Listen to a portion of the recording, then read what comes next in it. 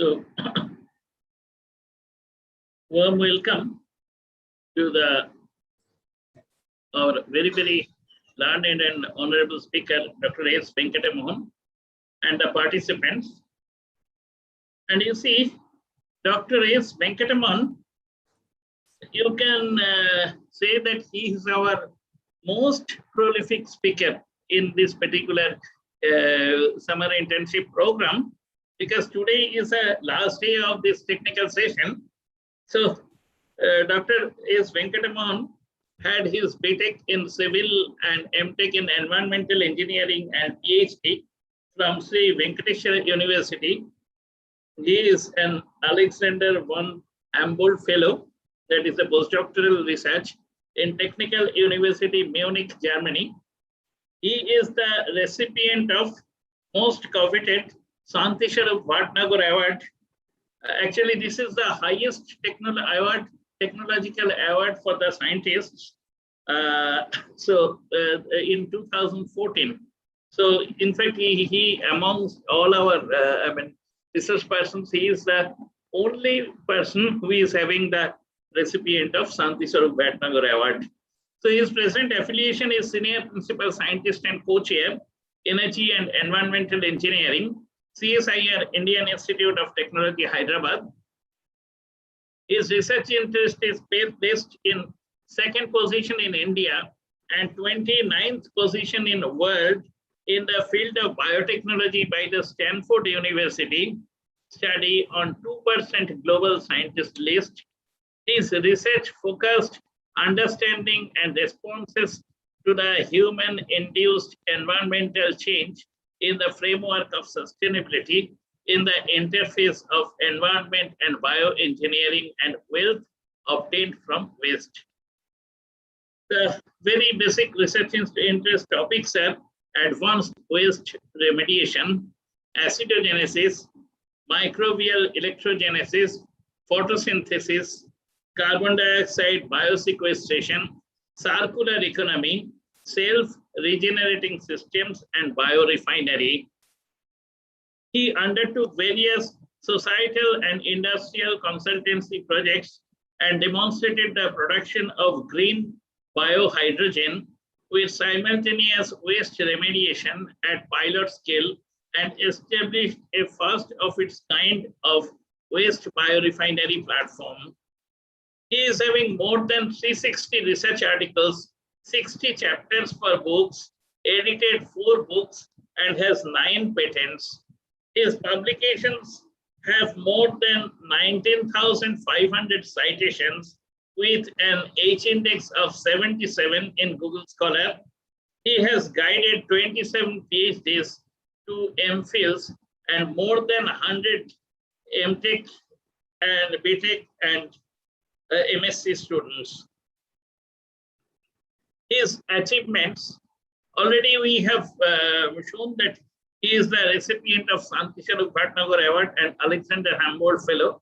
So apart from that, he is the DBT Tata Innovation Fellow 2018 by DBT, the Department of Biotechnology, Vasuvik Award 2018, Most Outstanding Researcher 2018 by Careers 360, National Bioscience Award 2012, Biohydrogen Technology, Department of Science and Technology Award, Environmental Engineering Design Award 2017 by Institution of Engineers India, Prosper Net Scopus Young Researcher Award, Sustainable Development 2010 by United Nations University and Elsevier, Nasi Scopus Young Scientist Award 2010 by Nasi and Elsevier, and Nawab Jain Yer Jung Bahadur Memorial Prize 1994 by the Institution of Engineers India, etc.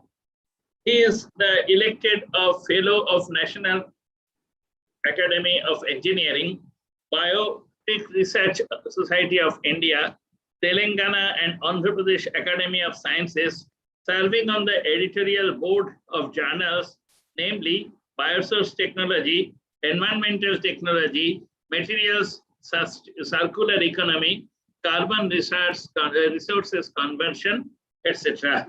So in our, 2 days back, we had another two scientists from IICT, their lectures. That one is Dr. Sundar Gopal Sridhar and another is Dr. Pavani. So they mentioned that whenever we had the interaction, they said that our role model is Dr. S. Venkatamohan. Then I mentioned to the students and the participants that see, today we are discussing like that, but on Friday, Dr. Venkatamohan himself, he will speak, he will address us. So we are very happy that we have got such an illuminating person, also very unassuming, Dr. S. Venkatamohan. With this small introduction, so let us request Dr. Venkatamohan to start his presentation. Thank you. Thank you very much, Swamiji. It's my pleasure, honor, as well as blessings to speak, to get very nice words from you. And I would be very happy to share my work with your institute. So can I scale, can I put my presentation? Surely. Yeah. Surely it is already, yes. Yes. So very good evening to all, everyone. I would like to today speak on can circularity ensure valorization of sustainable chemicals and fuels? At present, it is very pertinent to speak about something that is sustainable with respect to fossil fuel usage as well as waste emissions. Recently, you might be knowing about the fourth IPCC report on environmental issues, which says three important things. That one is the heating up of Earth, warming by 1.1 degrees centigrade from 1800 to present day. The average temperature has increased to 1.1 degrees centigrade because of induced anthropogenic activities, and that is creating a lot of environmental issues, as we are seeing the unprecedented climate changes, rainfalls, drought, and moreover Antarctica ice cap reducing in the area and size of air cap, and other kind of issues like forest fires. Everything are associated because of increment of global gas emissions, and that again relates to temperature increase on the global earth, which is overreaching the self-regeneration capacity of Earth's ecosystem.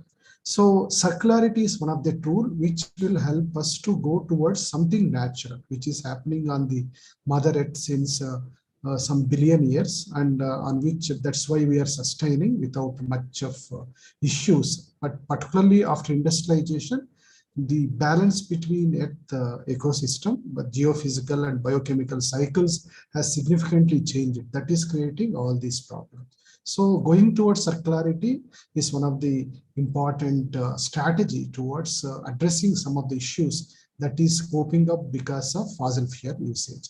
So I would like to thank Swamiji for, and as well as Institute, for giving me this opportunity once again. The presentation, I would like to start with fossil-based economy. What is fossil-based economy? And then speak about linear and circular economy. What is the difference between linear and circular economy? And what is bioeconomy with respect to circularity? And stress something on waste as a potential feedstock, why you have to use.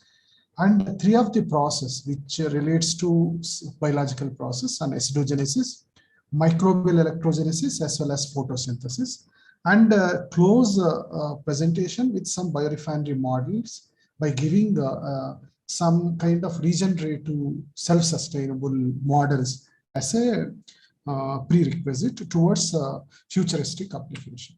So my research activities in IICT, I'm a colleague of Pavani and Sridhar, and we used to work on environmental aspects. particularly the technologies which is being developed by ISCT. We support all environmental management things by in waste management, considering waste management, sustainability issues, other things. Apart from that, our department, we also work on basic and applied research, wherein one of the major area is towards working bioprocess that can convert waste either in the form of solid, liquid, or gas towards some value-added chemicals. So we are using esterogenesis, bioelectrogenesis, photosynthesis, and bioanoxygenesis, which I will discuss in the subsequent slides.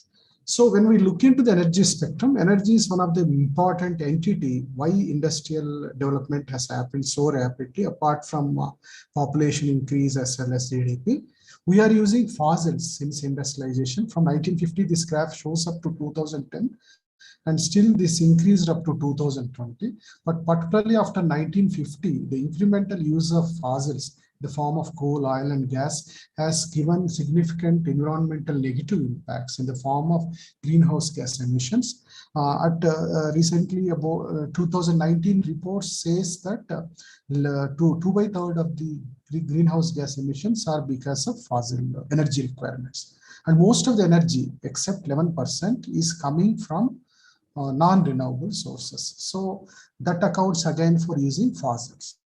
So with this consumption pattern, these fossil energy sources, feedstocks, will not be available for future generation. That is particularly after 2050, we have to search for alternative feedstock. In this domain, throughout the world, government started looking something renewable in the form of energy. So when we look into the energy, slowly renewable energy is entering into the spectrum, energy spectrum. And at present, it is 12%, near to 12% in Indian context when we see the total energy spectrum. And when we again split these renewables, mostly now renewable energy is coming from wind and solar or small hydro. Biomass is also contributing about 12%. From waste to power is less than 1%. So according to MNR estimate, you can look into the table here. We have a huge potential of biopower accounting for about 22.5 gigawatts. But at present, we are using only 3.6 gigawatts. So this is an important thing which needs to be considered towards something reliable. So not only for energy, we are dependent on fossils for all our material requirement. Whatever material, whatever chemical we are using, that is again originating from raw material from fossil-based feedstock like petroleum, natural gas. All red and blue lines are going towards all the materials, including cloth, textile, nylon, as well as polymers, computers, which we are using. We are dependent on fossils. So energy as well as materials which we are using, we are dependent on fossils. So we can say ours is a fossil-based economy, and I can also say ours is a linear economy. Fossil-based linear economy, where we are taking material from Mother Earth and using it, and then after application, we are throwing into landfills, considering it as a waste, even though it has value. So this way cannot happen for future generation because fossil resources are very finite in nature. So to support the future generation, we require materials that should have same application similar to the fossils-based materials. So this exponential growth cannot sustain these things. So we have to move towards something sustainable strategies as well as sustainable materials. That is the order of the day. So linear model, linear economy, as I told, it's a cradle to grave approach, taking materials from Mother Earth, that's a cradle, and throwing it in landfills after usage, like take, make, use, dispose approach is a grave. So even though it has value, we are sending it to grave, into landfills. It's extractive industrial model, we can say. And this we are practicing since 200 years in a linear model.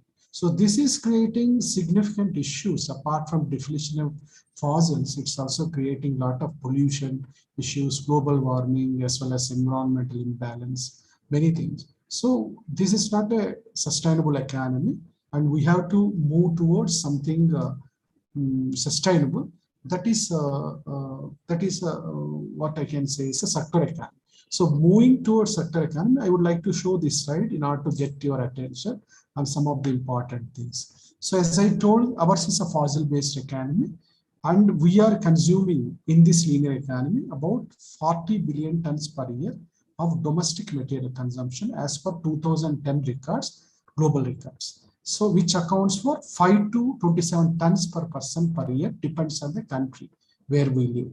In the non-developed developing countries, it will be low, and developed countries, it will be on higher side. So this is a linear model. So according to estimation, by 2050, we require about 90 to 180 billion tons per year of DMC, domestic material consumption is there, and it accounts for 8 to 17 tons per person per year per capita consumption.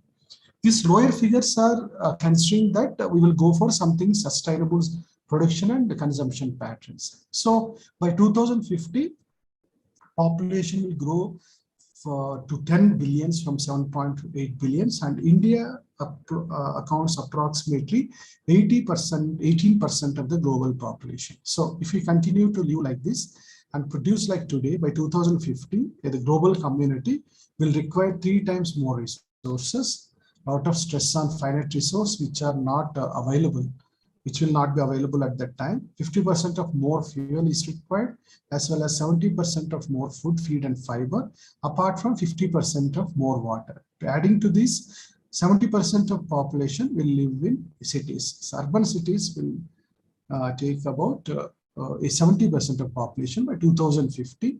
And normally urban context will contribute to 2% of global area. Only 2% of global area accounts for 70% of population, and also will be responsible for 80% of GDP.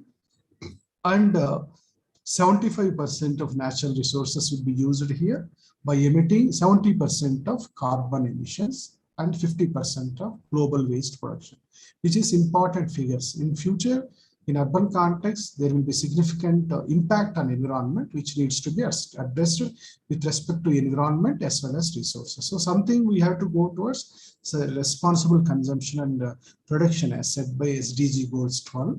So that is one of the strategy is towards going towards regenerative and resilient solutions for restoring ecosystem and its services. Otherwise, we cannot sustain the future life on the global level.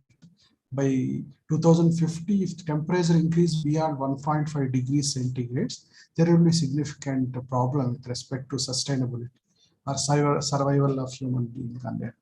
So we have to practice decarbonization. We have to infuse renewable energy. We have to eliminate waste. Waste is not a waste actually, and we have to plant trees, which is very important. We have to go towards sustainable food habits. Foods contributes to 25% of greenhouse gas emissions, and individually everybody has to take responsibility. So towards going to resilient solutions, we have to move towards linear to circular economy, which is the main topic of this presentation.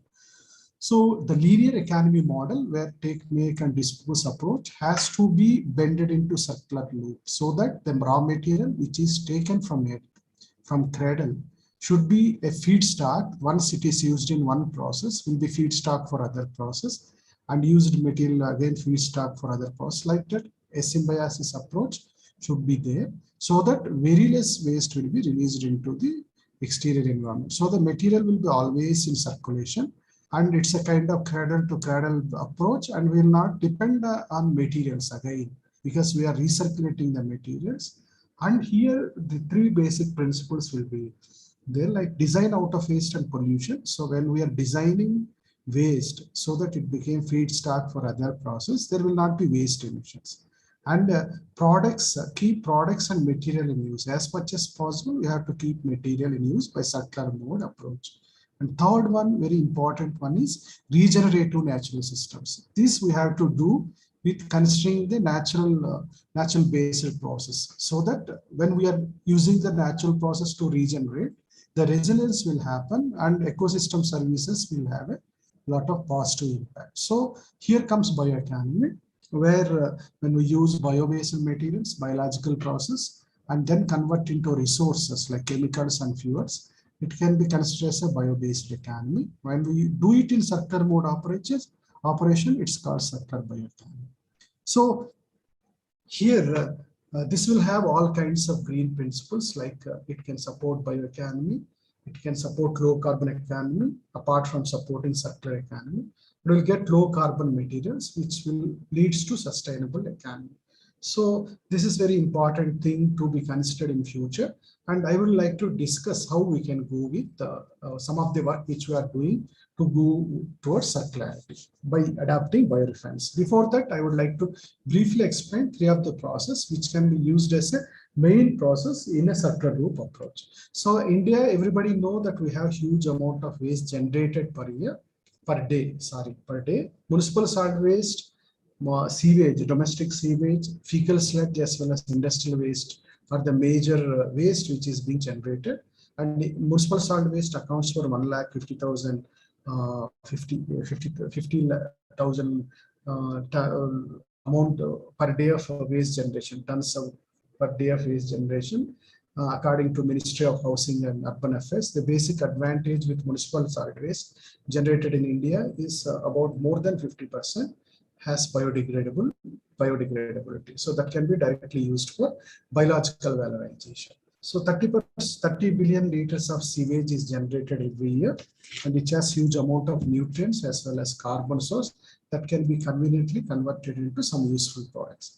We also have fecal sludge, huge amount apart from industrial wastewater. But according to estimate, we are only using about 4% of our waste to energy potential. However, there is no depth of material because municipal solid waste generation will increase every year by 10% according to some reports. So like fossils will not get any kind of retardation in availability of municipal solid waste. The GDP increases, population increase, and same municipal solid waste also gets increased. So waste, why we have to take waste? Waste has a significant amount of carbon in the form of COD, which was represented here, starting from about 400 mg per liter to lakhs, 5 lakhs. So this carbon can be conveniently converted by biological process in presence of nitrogen phosphate towards some kind of useful product. So that waste is a potential feedstock. When we have a waste, when we look into this figure, we have to treat the waste before disposing. So disposing of waste into environment without treating will have all kind of negative consequences on the services, ecological services. So aerobic process is conveniently used because biological process are always sustainable than chemical process, which will not produce any harmful byproducts.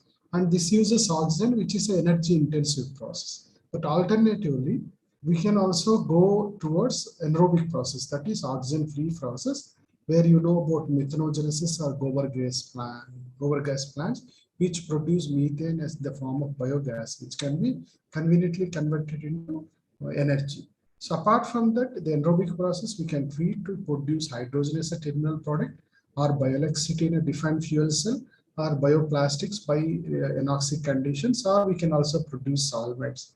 So this advantage by treating the biological anaerobic process we have a benefit. So we can use that. Apart from that, instead of bacteria, we use microalgae. Then it will take waste water, a mixotrophic cultivation apart from CO2, and convert into treated water apart from biomass, which can be used for multiple purpose. So when we have solid waste at present mostly going for landfills, biodegradable solid waste I'm talking. So landfills, mostly it goes to landfills, little bit for composting and little more for incineration apart from digestion. So we can also use this as a potential feedstock to convert into building blocks or chemicals by using biological process or hybrid thermochemical process. By way of this, we can reduce greenhouse gas emissions. At the same time, we can increase energy and resource recovery as well as cost recovery.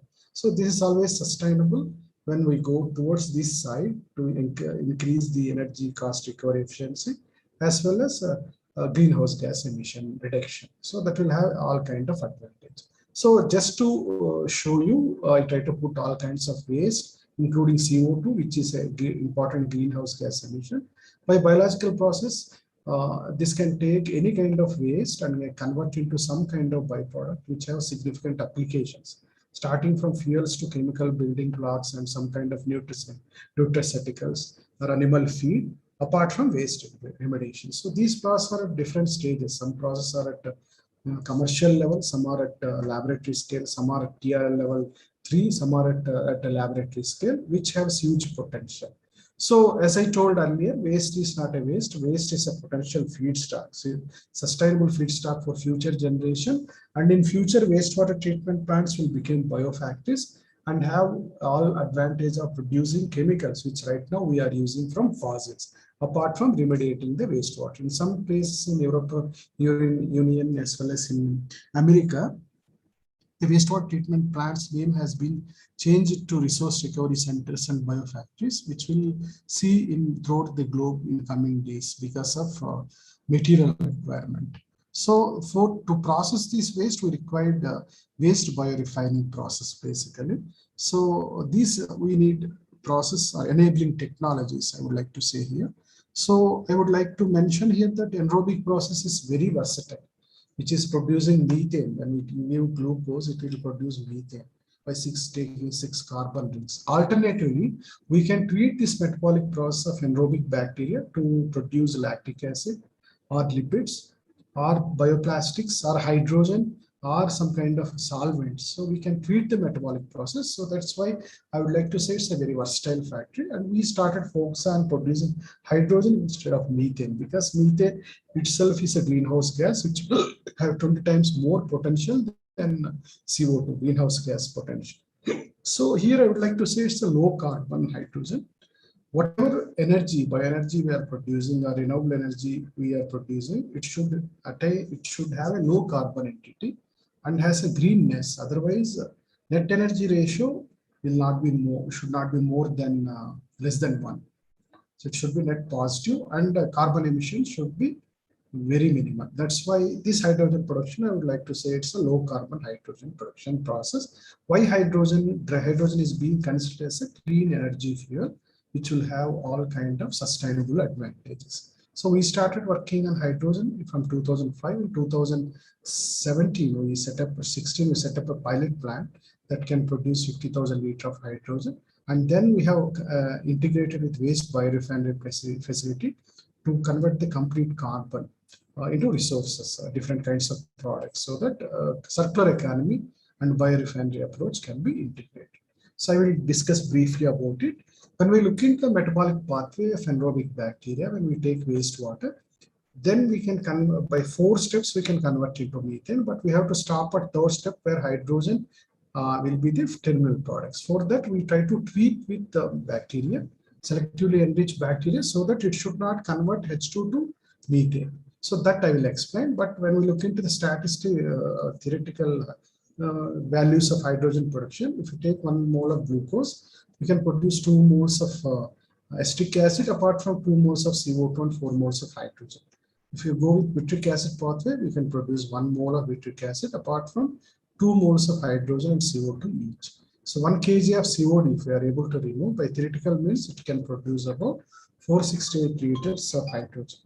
So this is a theoretical value basically. So here we are getting about 50% of the theoretical value. So we try to produce hydrogen from all kinds of wastewater, and we are able to produce good amount of hydrogen when we have good amount of biodegradable nature, apart from reasonably good COD removal efficiency. So there are many challenges when we want to scale up the process. I will explain one by one, like methanogenic bacteria, which coexist in anaerobic bacteria. We take hydrogen formed by estrogenic bacteria and convert into methane. So there is a low hydrogen production. And the inhibition, when hydrogen is being produced, apart from hydrogen, VFA and CO2 is released. VFA will create a lot of feedback inhibition, so that substrate conversion efficiency will be low.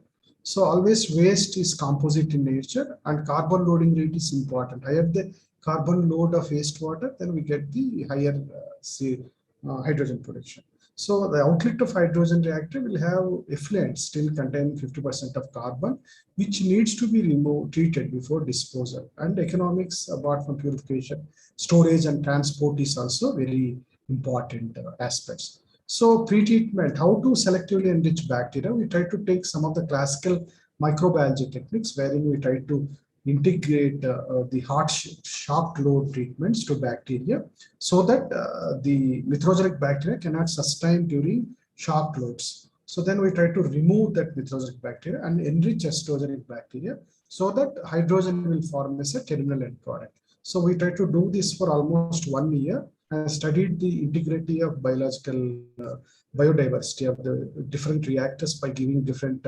shock flow treatment, including heat shock, acid, chemical treatment, and observed that enrichment of formicute, which are known hydrogen producing bacteria.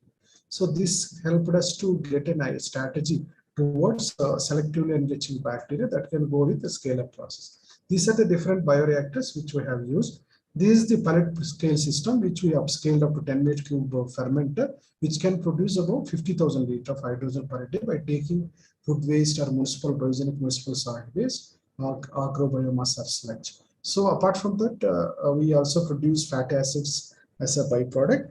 These are the different unit operations. This is the main reactor, different for redox control as well as pre-treatment, as well as storage of hydrogen. All these things are integrated in hydrogen production plant, which was funded by Ministry of New and Renewable Energy. So these are the data of pilot plant operation and the microbial diversity which persists in a hydrogen producing reactor. So unit cost of hydrogen production is coming when we operate 10 meter cube pilot plant. We are getting a near to about 240 rupees per kg, but in market it is near to 150. So we are able to upscale to 100 meter cube capacity. We'll get hydrogen at the market cost, 1 kg of hydrogen for 150 rupees. This is the thing, and this is the plan which we have given to industry to scale up and to commercially scale up. And there is video available. You can see the pilot plant operation from this video, how we have started up the hydrogen production process in a pilot scale. So then we started working on process intensification, which is very important strategy, wherein the resources which is coming from hydrogen reactor, apart from hydrogen production and CO2 extraction, still contain carbon source. So we try to integrate with different process actually. The hydrogen reactor outlet, we try to give to microbial electrolytic cell with a little input of energy. We are able to produce second form of hydrogen. Or methanogenic process, second form of methane. On anoxic bacteria, we can produce polyhydroxyalkate, or we can use it for organic farming, wherein these acids are mild acids, which will increase phosphate availability in soil to plant roots that will grow very efficiently. Or we can go with mixotrophic cultivation, where fat acids will be feedstock, good feedstock for microalgae cultivation towards biodiesel production, or to microbial fuel cell for electricity production, or photo fermentation for additional hydrogen. So by this way of biorefinery approach, we can produce two forms of energies, or one form of energy and one form of chemical, apart from removing 80% of carbon source. So this we started working, and here I would like to say one of the important thing is integrating. This is the plant phosphate soluble agent. When we used estronium sulfate, the growth was very good when compared to the control. So rapid growth was there, and more number of these things are also, bottle guards are also produced within less time period.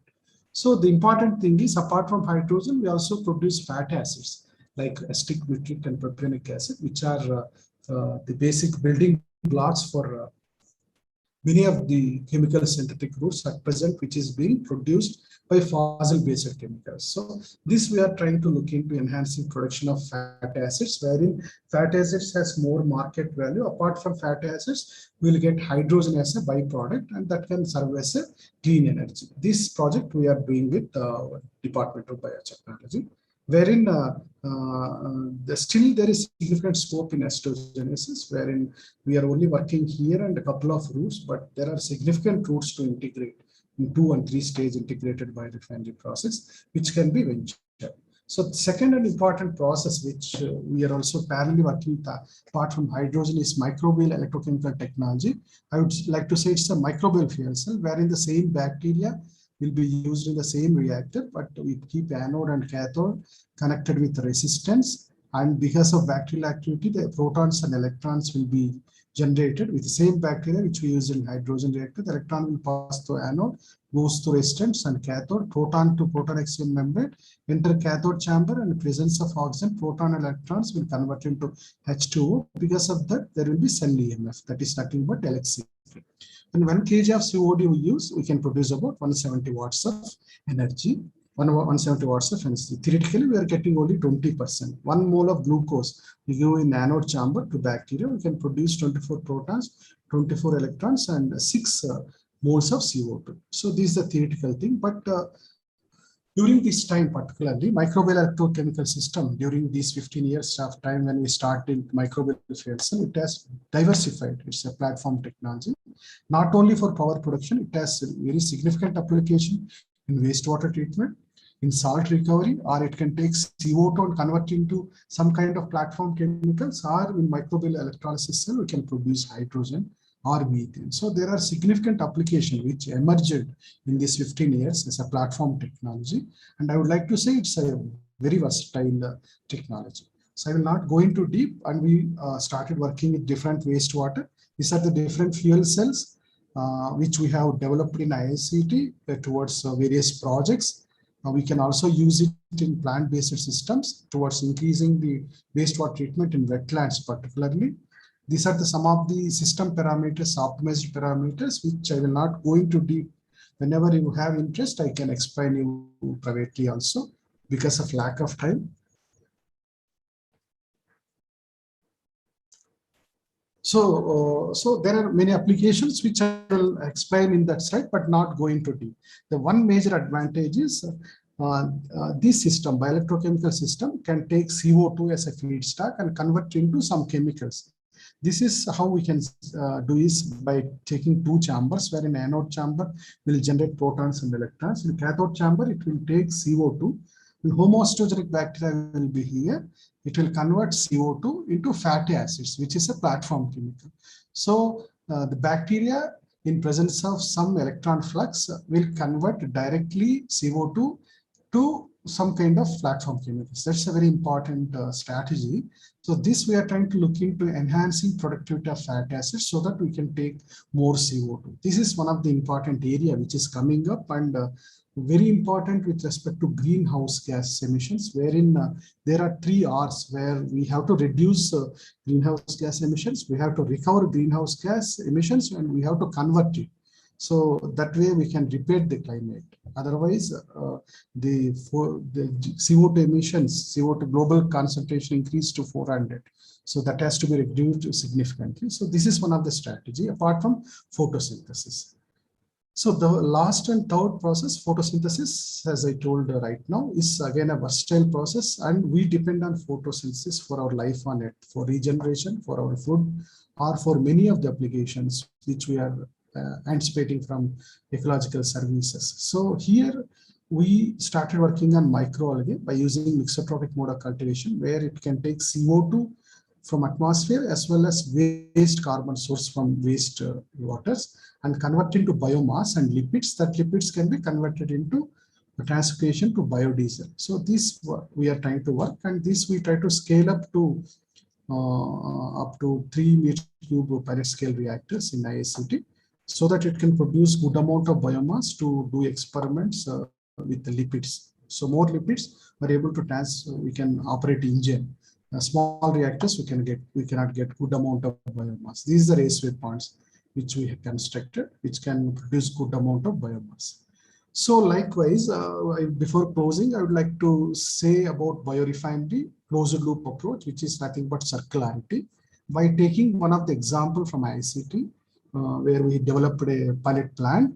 So I would like to differentiate between petroleum refinery as well as waste biorefinery, which I am talking about.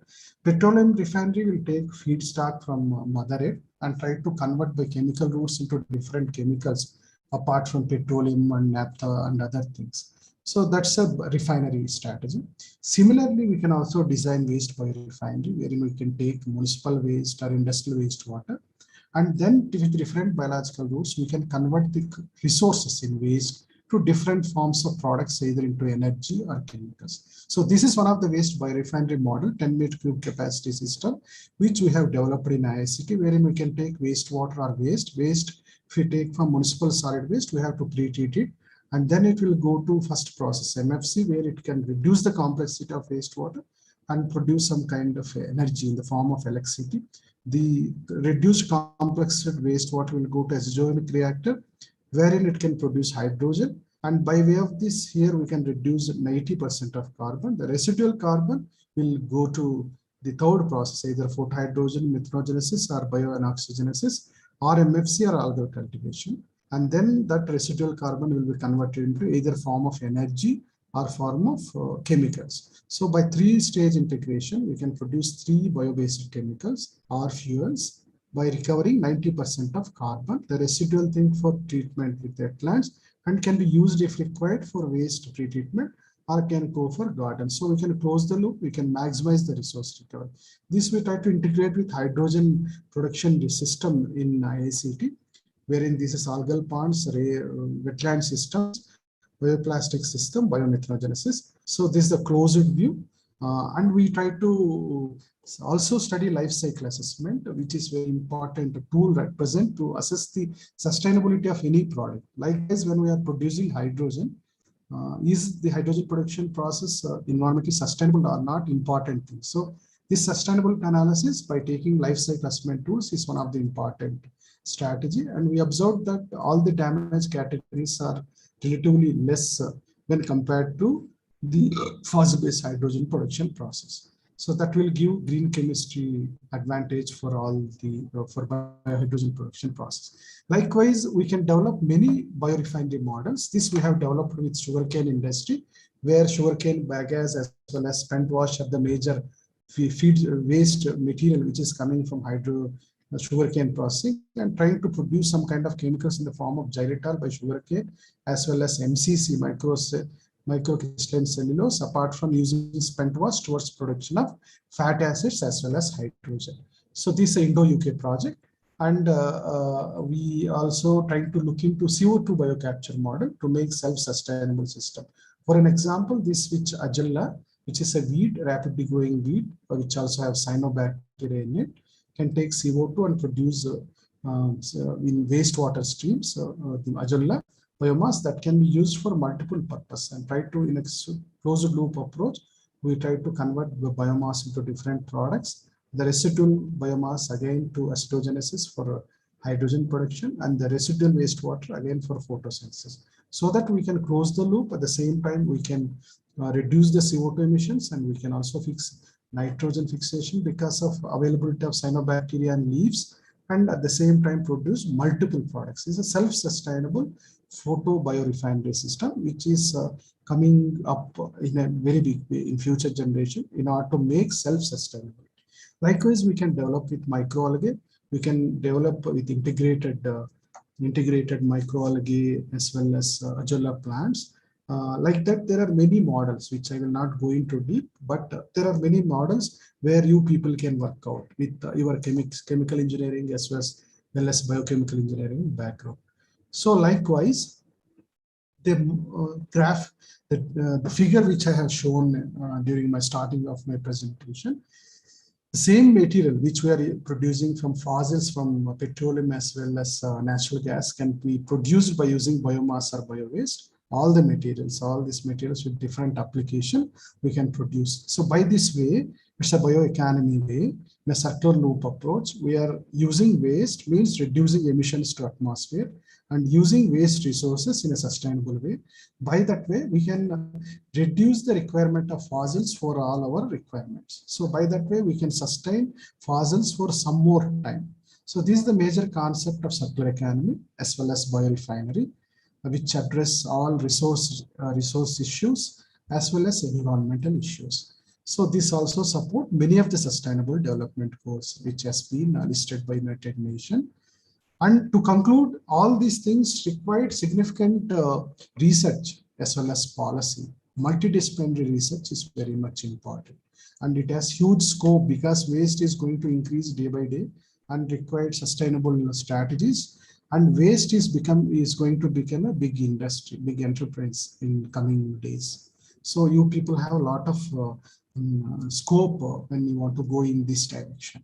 So I would like to thank my students whose work I have presented here, and funding from different funding agencies, from Department of Biotechnology, Ministry of New and Renewable Energy, Department of Science and Technology, as well as European Union, apart from our parent CSR for funding my research. And thank you very much for your kind attention. I'm happy to take questions if you have any. Thank you, sir. Thank you. In fact, I have no, we are so overwhelmed that we have almost no words to thank you. Thank you. But there should be some, at least some, discussion. So I request the students, if you have any queries, please ask. I will be happy to take questions Yes. because I have made Vishwabandhu. it very fast. Yes. Vishwabandhu, any queries?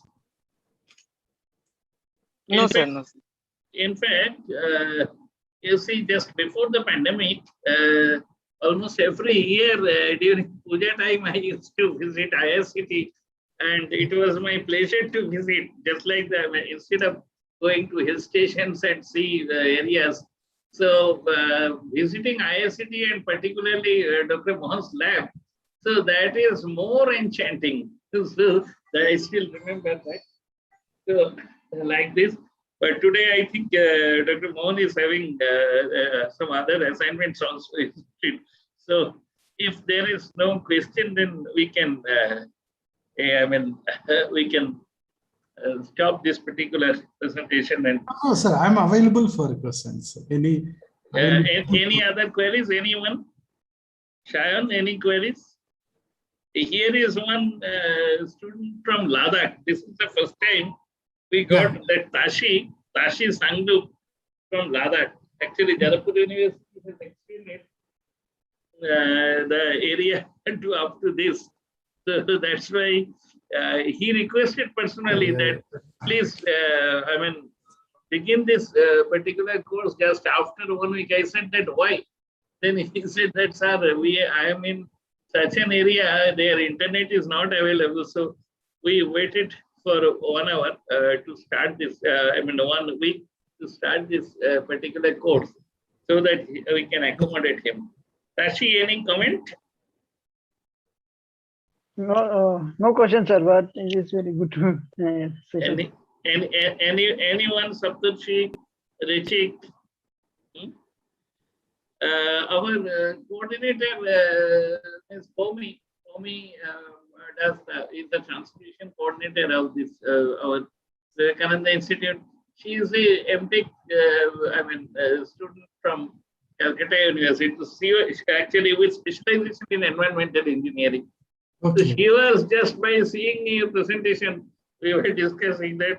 So all these things are integrated in. Many things are integrated in one slide. So who does this? You yourself or your students help it? It happens like with presentation to presentation. Oh, I see. Really, really wonderful. Yeah. Thank you, sir. Thank you. So like that. So then it's all right. Then let us discuss. If you have Dr. Mohan, if you have any other work, then you can leave. Our next speaker is just about to join. We will have some sort of the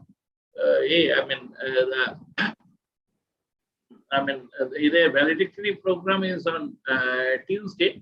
So let me discuss all these things with the participants. Okay. Yeah. Thank you. Thank you. Thank you very much. Yes. Nice evening. Okay.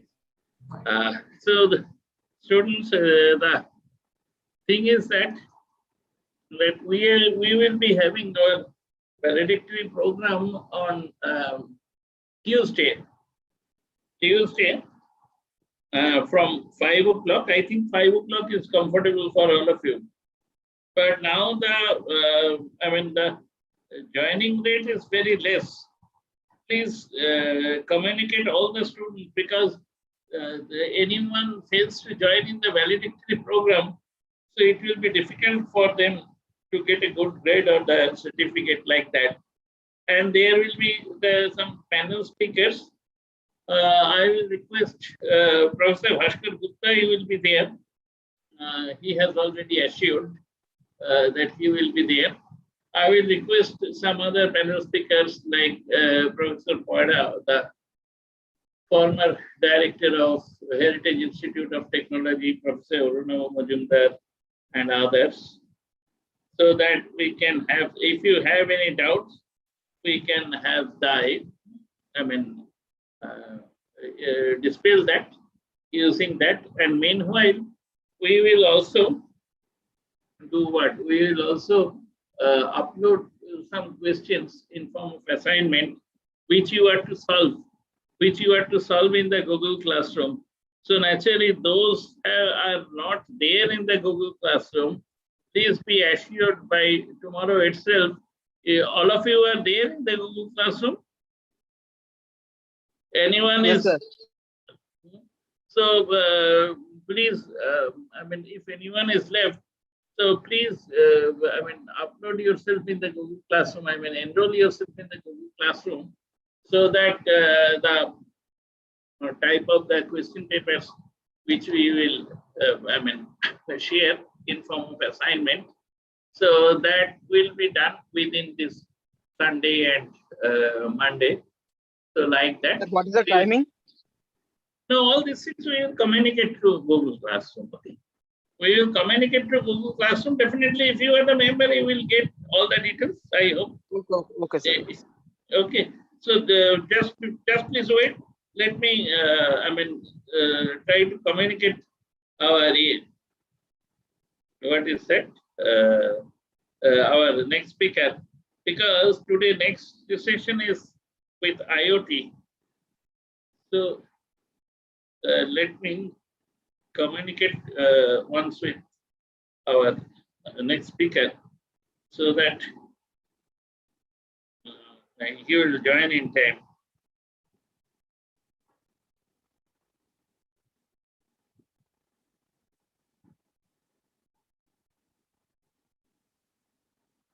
Just a minute, please wait.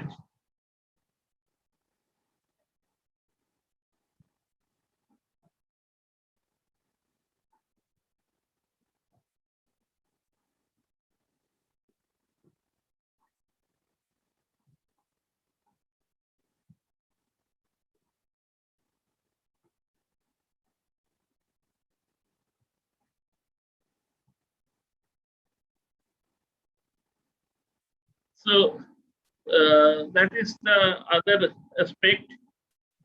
And regarding the certificate, I need some sort of discussion, because actually we started initially a particular internship. So that was the refinery and petroleum and petrochemicals, petrochemical industries, the petroleum and petrochemical industries. So I think many of you joined in this course, and some joined in this particular course, that is sustainable development. Some joined in IoT, but that IoT I have converted. We have, because of the less amount of participants, we converted in terms of this particular course, the sustainable development for industries. So naturally, their industry 4.0 is one topic. So that is the idea.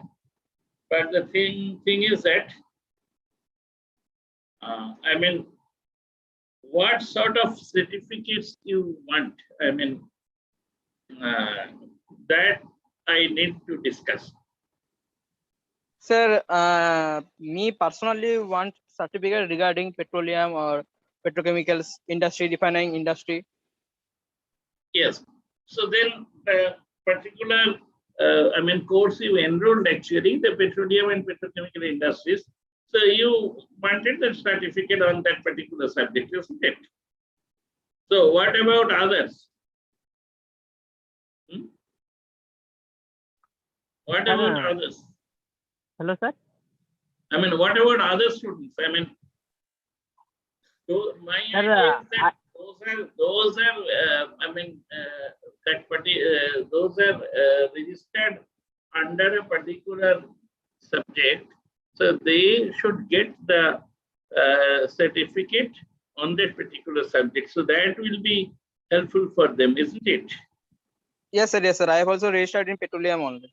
No, that is you. But what about the others? I mean, other students are not Hello, sir. communicating. Those have, registered under the name of sustainable development. some registered under the name of water resources, but water resources actually we could not provide that particular course. They will get the sustainable development. And regarding those, joined in terms of, in case of IoT, there we will mention that this is sustainable development, but in the certificate we mentioned that we have covered this so and so IoT topics. So I think by means of that, all the problems will be solved, isn't it? Hello, sir. Yes. Sir, I have enrolled for petrochemical and refinery, but sir, I want also the certificate for sustainable energy or sustainable waste. How many registrations you did? Did What, you? sir? If you register, you will. If you register for one course, you will get the certificate for one course. If you register for it, I think as to some of the students, I told that if you are interested in getting both the certificates, then you need to at least the 50% pay of the other course. So, how many courses you have registered? Because we should have some sort of official documentation, isn't it? Are you getting the problem? Yes, sir. Sir, I have only enrolled for refinery, petrochemical. Yes. Then what to do regarding this? Okay, our next speaker has already joined. So regarding all these things, if you have any problem, you can contact me so that we can settle the issues. Okay. So thank you very much. Please present the slide on Professor Sharup Bhaiya. He has already joined. Sharup, we had one slide on you. Okay, Maharaj, please go ahead. I will also turn on my video. Yes. Just give me a moment.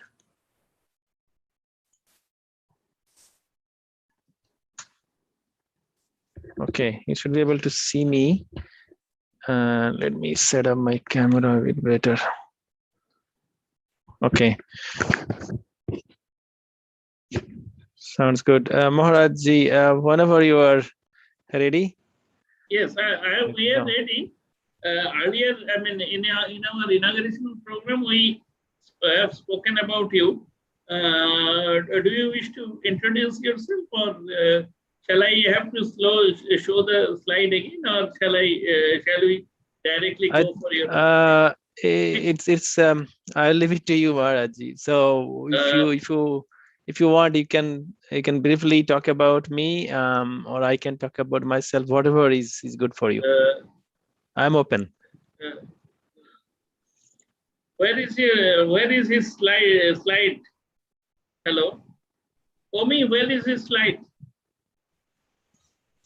Sir, please stop your sharing. Then I can show the slide. Okay. Oh. I did that. Just a minute.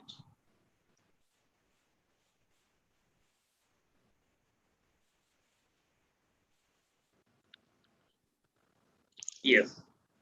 So this is Professor Dr. Saurabh Bhaiya. He is Semoto Endowed Professor and Director, Warren B. Nance Institute for the Connected World. His areas of interest is his primary research interest is computer engineering, and he has research interest in hardware and system security, food and medicine safety, adaptive and energy efficient computing, wearable and implantable systems. He has lots of awards and achievements to his credit. Excellence in Research Award, EECS, Case Western Reserve University 2013, IBM Faculty Award 2013, T&A Schroeder Chair Professorship, Computer Science and Engineering, Case Western University 2013, National Science Foundation Career Development Award 2011, Senior Member, Institute of Electrical and Electronic Engineers, 2019, Technical Excellence Award, Semiconductor and Research Corporation, 2005 and also 2009. Basically, he was a product of our Ramakrishna Mission Institute, that is Ramakrishna Mission Vidya Mandir, and then he had his graduation from Jaipur University. So this is about briefly about on Professor Dr. Shahrukh Bhuiya. Presently, he is a professor in the University of Florida. So with this background, I request Professor Shahrukh Bhuiya to begin his presentation. Thank you very much. Thank you, Maharaj. Really appreciate the opportunity. Thanks to the organizer. If I know you are the lead organizer, but anyone who has helped with this great effort, I sincerely thank them. So first of all, greetings from sunny and rather chilly Florida. I live in Florida. I'm living here for about last 5 years now. It's a very beautiful state. I live in a very small city called Gainesville. I think all of you have heard about Florida. The weather here is very similar to the weather in Kolkata. So I feel a lot of, I feel home here, kind of. Okay, so thanks for the kind introduction, Maharaj. What I will do today, I'll talk about Internet of Things and how it can transform our world, the world we live in, how we can transform that. So I will talk about it. But before that, I'll also talk about what we mean by Internet of Things. What is my definition of that, and what are the innovations that can be made in Internet of Things to enable global applications, so enable its usage in global applications. So those are the things I will talk about. So Maharaj, a quick question before I go into those.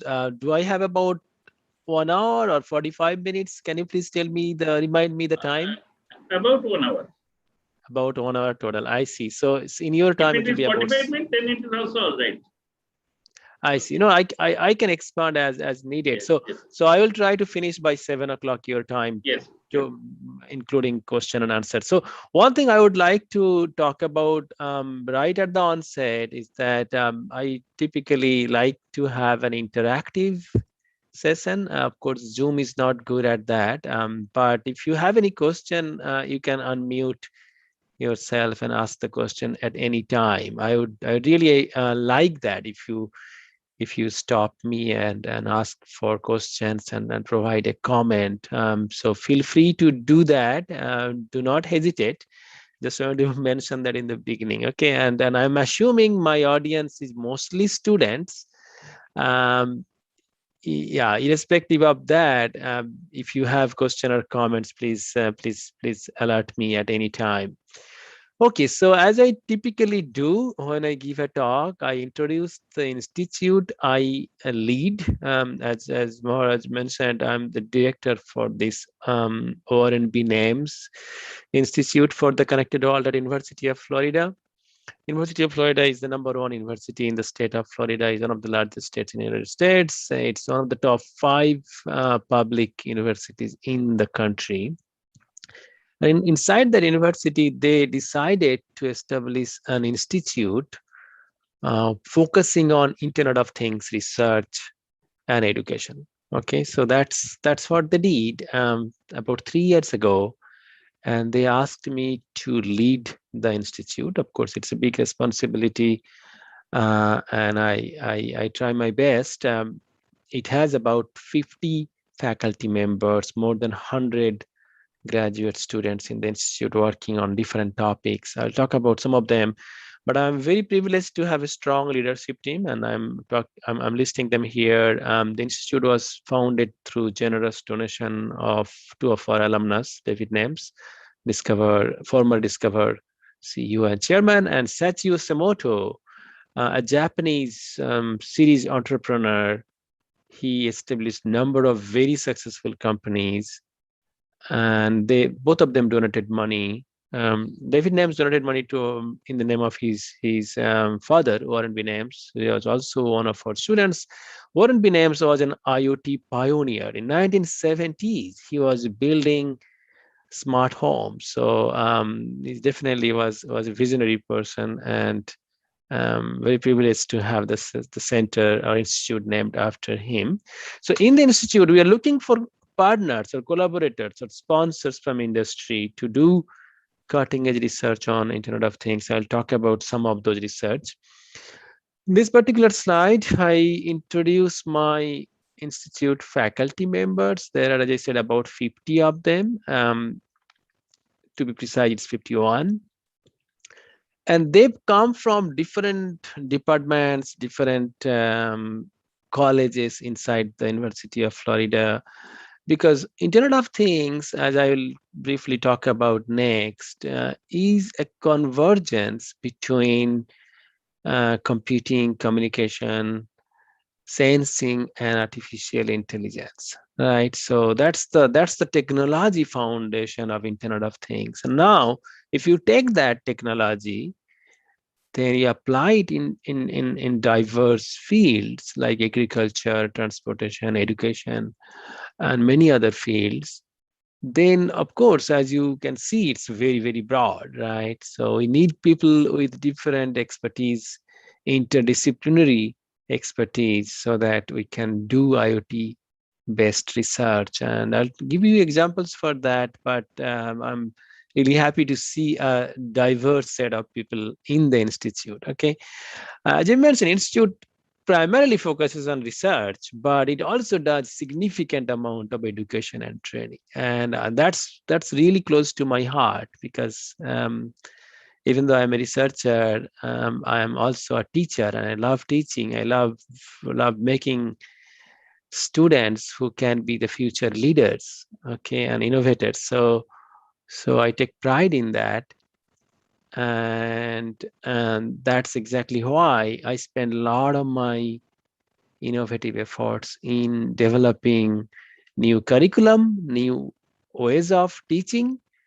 And towards that goal, I have been leading an initiative funded by National Science Foundation here. It's a $5 million total funding, where we are trying to build the next generation of cyber security professionals. So basically, the idea here is that you take a set of students, a total 50 of them, and this is a collaborative effort between University of Florida and Florida International University, another really big university in the state of Florida. They have more than 55,000 students, and we have more than 50,000 students in the university. So as you can see, these are really big universities. So we partnered, and then we came up with this idea of creating a scholarship for teaching students different aspects of cybersecurity, and then placing them in different sectors of government, US government, and that's what is going on for quite some time. I'm the director for that effort. And then my group figured out that the best way for learning computers is to play with it, is to play not just at the programming level, but at the hardware level. So if you really want to know computer, my thought process is that you need to know in and out.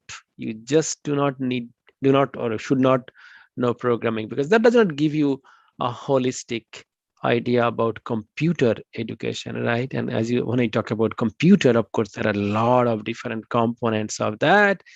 So what I did is that a few years ago, I came up with a hardware platform. I call it a hardware hacking platform, or HaHa platform. And I basically came up with the design Sir? of that. Yes.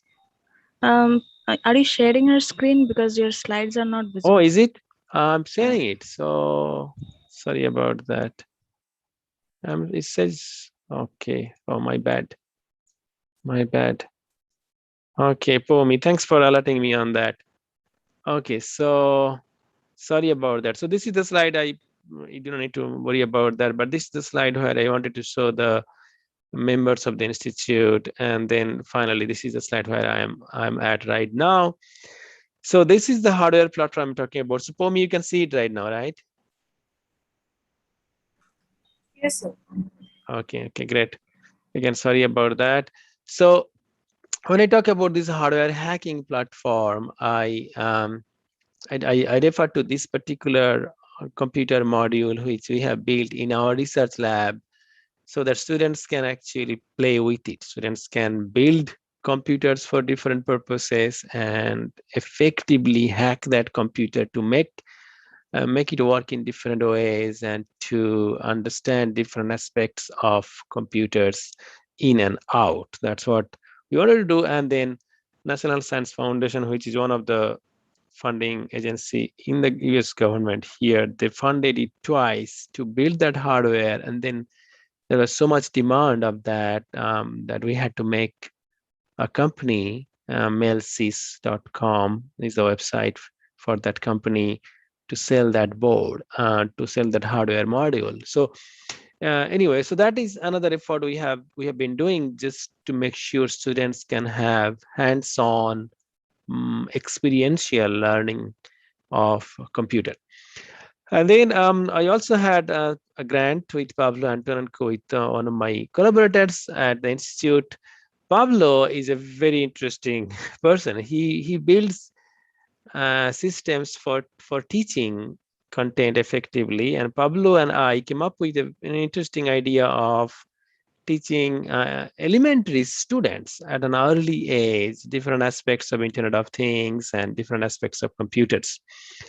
So there are a lot going on in terms of education. If you want to know more, I'll be happy to do that. I'll be happy to point you to different resources we have been creating. So let us know. Not focus of today's talk. That's why I'm not going into details about that. What I will do right now, I will introduce the concept of Internet of Things. What we mean by that, right? Before we go into that, I did talk about it in the inaugural discussion, but I would like to touch upon it one more time. When you talk about computers, there are two types of computers. Okay, I think all of you are very, very familiar with that, but I still wanted to set the ground here. Pomi, it's a recording stopped, and that's what you wanted, right?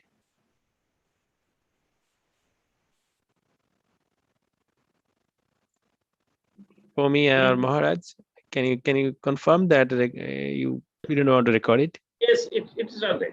Yes. All right. Okay. So two types of computers: general purpose computers and embedded systems. General purpose computers are really flexible, versatile programming platform, and embedded systems are computers which are customized, unique use cases, which means they will be used for very specific purposes, and they have very tight hardware software integration, meaning thereby the software that's which basically are the programs which you write on a computer. They are designed or written for a very specific purpose, and the hardware is also developed for a specific purpose, like smartwatch or thermostat or your refrigerator.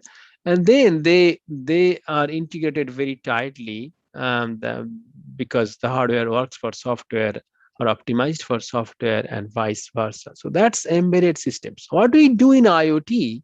We start with that embedded systems.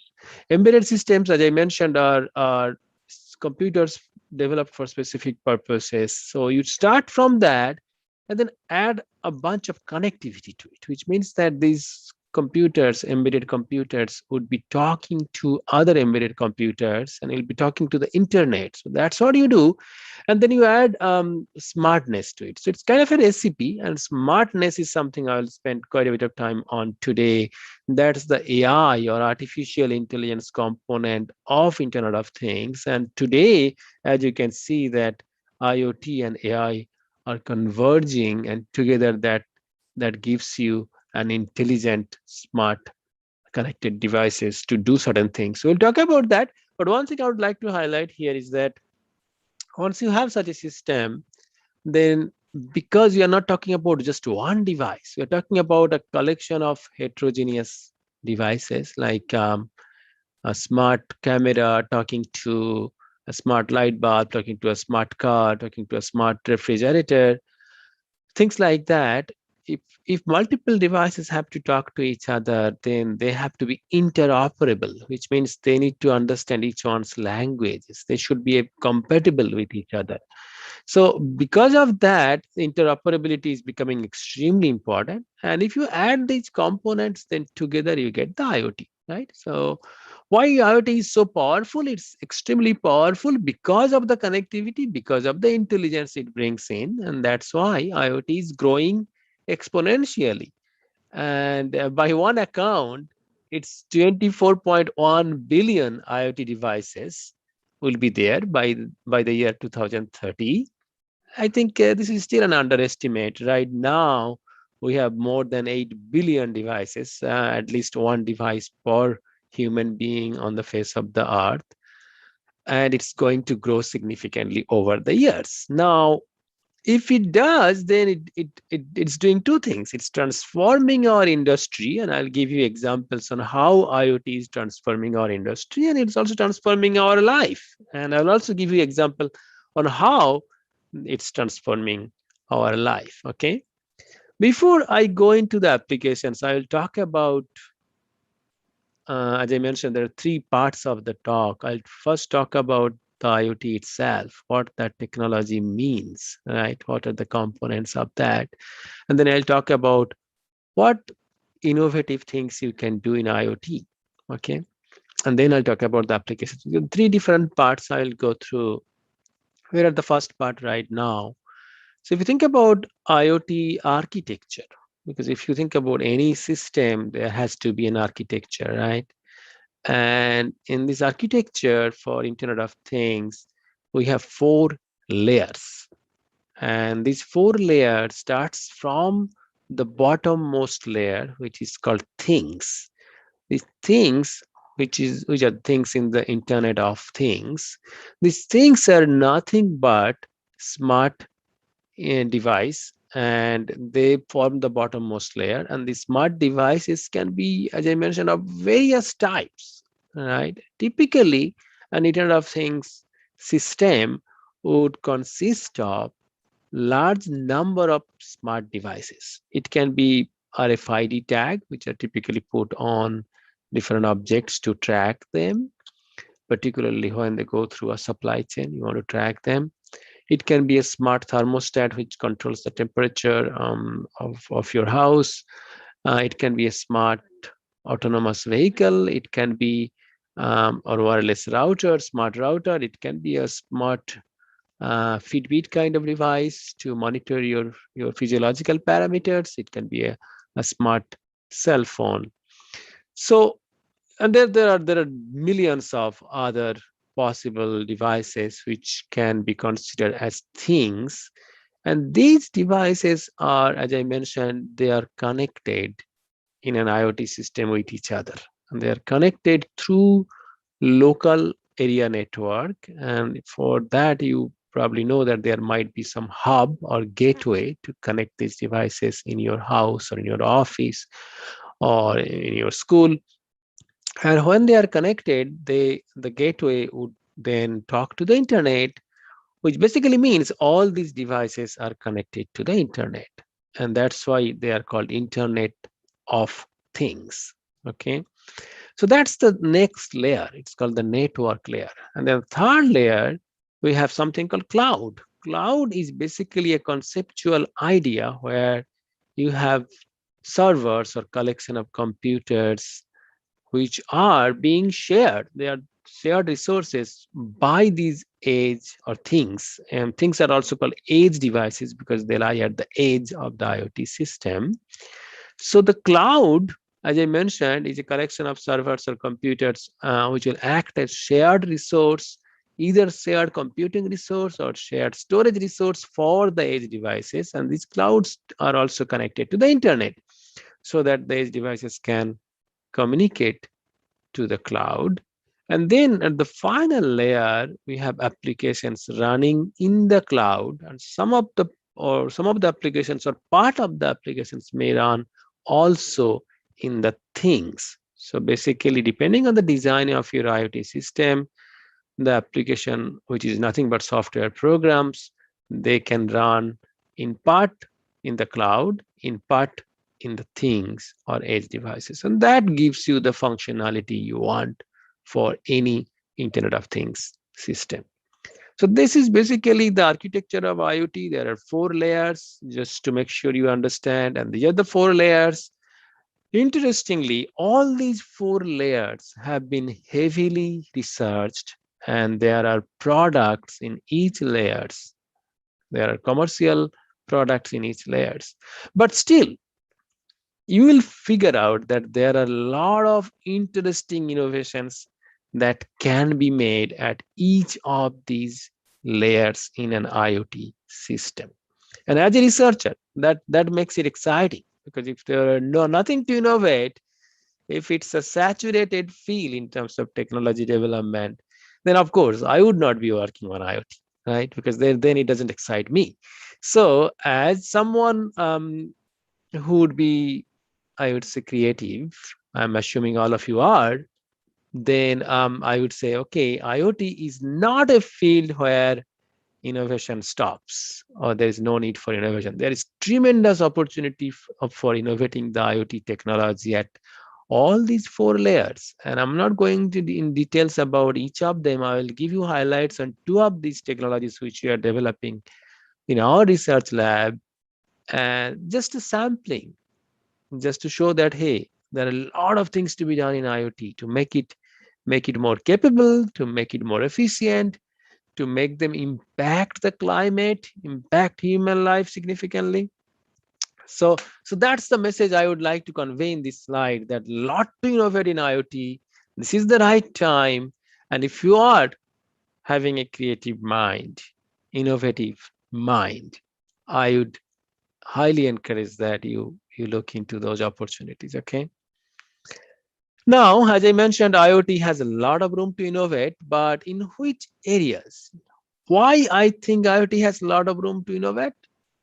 The thing is that in IoT, even though IoT emerges from embedded systems, there are a lot of differences or uniqueness in IoT. What are those? Let me quickly go through these unique aspects of Internet of Things that excites me day and night. The first unique aspect of Internet of Things is that these devices are the ones which interact with the physical world, our physical environment, on a daily basis, or most of them would interact with the physical world almost continuously. And I'll give you an example. For example, look at the smartwatch. A smartwatch is an edge device, which is basically connected to internet, is connected to your cell phone. This particular device interacts with the physical world. How? Because it does record your blood pressure, it does record your, let's say, body temperature, things like that. So it is working, it is interacting with you, which is part of, you are part of the physical world, right? Think about the smart thermostat, which controls the temperature. And in the United States, there are a lot of houses which has installed the smart thermostat, and it will basically learn your behavior, and based on the behavior, it will control the temperature, humidity, and other parameters in your house, right? Of course, this works with the physical world because it is basically controlling, sensing the environment in your house and then controlling that. If you think about a smart toaster, which will toast the bread for you, that interacts with the physical world. Now, of course, interacting with physical world, even though it's new to IoT, it also brings in some interesting challenges, right? Think about the autonomous vehicle. Because it interacts with the physical world, any security issue can lead to a safety issue. Safety of and security of these devices are extremely paramount. Okay, we'll talk about security a little bit later. And then the second thing is that they collect a lot of data. As I mentioned in the last talk, data is the new oil. Okay, so the data is driving 2 things. Data is driving knowledge in these devices so that it can learn new things, and data is driving, based on the knowledge, intelligent decision making. So now they can decide what is best.